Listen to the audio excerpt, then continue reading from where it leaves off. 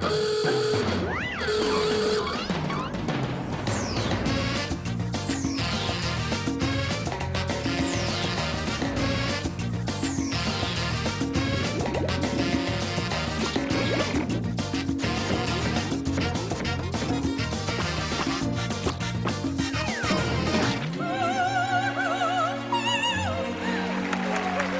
là là, quel artiste, quelle voix! Carmela Novella est ma cantatrice préférée. Bravo! Ah, c'était vraiment magnifique. Et ce serait quand même génial d'avoir un théâtre à domicile. Ah, c'est assez compliqué de peindre le magnifique costume de scène de Carmela et le grand rideau. Mais je viens d'inventer une technique qui pourrait m'être utile. La technique de superposition. Je peux obtenir un effet 3D en découpant des morceaux de papier à dessin et en les posant les uns sur les autres. C'est un moyen génial pour reproduire le tissu. On essaye? Ok.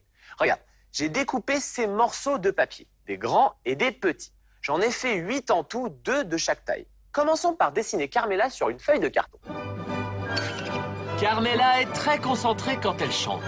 C'est pour ça qu'elle ferme les yeux. Elle est très connue et le public l'adore. Elle porte une robe de gala et éblouit tous ceux qui la regardent. On va dessiner la scène. Et sur les côtés, on trace ces lignes qui serviront pour les rideaux. Allez, quelques couleurs théâtrales. Parfait! Quand tu auras fini de peindre, Carmela recouvre le fond de noir. Toute l'attention doit être concentrée sur la cantatrice.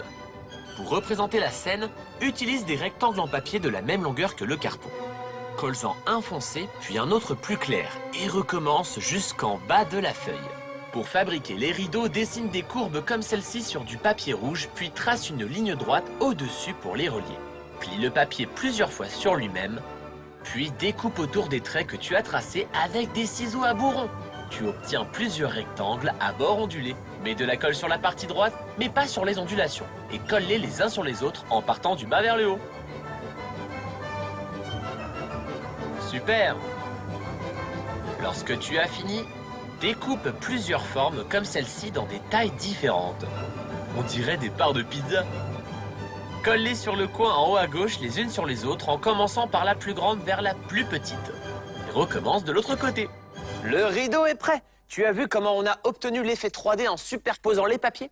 On va utiliser la même technique pour faire le fabuleux costume de Carmela Novella. Et regarde, j'ai déjà préparé des pièces de papier violet et des plus petites avec du papier calque.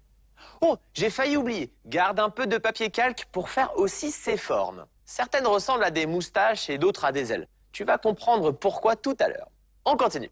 Place le rectangle violet sur la robe de Carmela avec les courbes vers le bas. Retrace la forme de sa robe par-dessus. Ce n'est pas grave si elle n'est pas exactement la même taille que le dessin du dessous. Découpe-la. Si elle est plus petite, tu pourras cacher les trous avec du noir. Colle le papier calque sous la jupe violette et découpe délicatement ce qui dépasse. Tu peux maintenant coller la robe sur le carton. Pour terminer la robe, prends le papier violet qui te reste et place-le au-dessus du premier dans le sens inverse avec les courbes allant vers le haut. Tu obtiens le bustier. Découpe-le et colle-le juste au-dessus de la jupe. Carmela est super élégante. Regarde, les formes que j'ai tracées avec du papier calque vont servir pour les détails de la robe. Celles qui ressemblent à des moustaches iront ici à la taille. Celles-là formeront le décolleté. Colle-les sur ses épaules. Ça rend bien, non? Moi, j'adore! Pour finir, relève toutes les courbes en papier en commençant par la robe. Puisqu'on a mis les ondulations dans l'autre sens au niveau du bustier, on obtient un super effet. N'oublie pas de donner aussi du relief au rideau. Carmela Novella est prête à entrer en scène. Allez, on l'applaudit.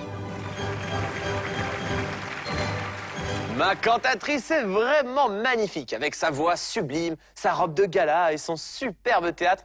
Ah, elle va enchanter le public. J'adore cette technique. Et du coup, je l'ai utilisée pour créer d'autres œuvres. Regarde, voilà Pégase, le cheval ailé. J'ai appliqué la technique pour sa queue, ses grandes ailes et sa longue crinière. Tu vois l'effet 3D?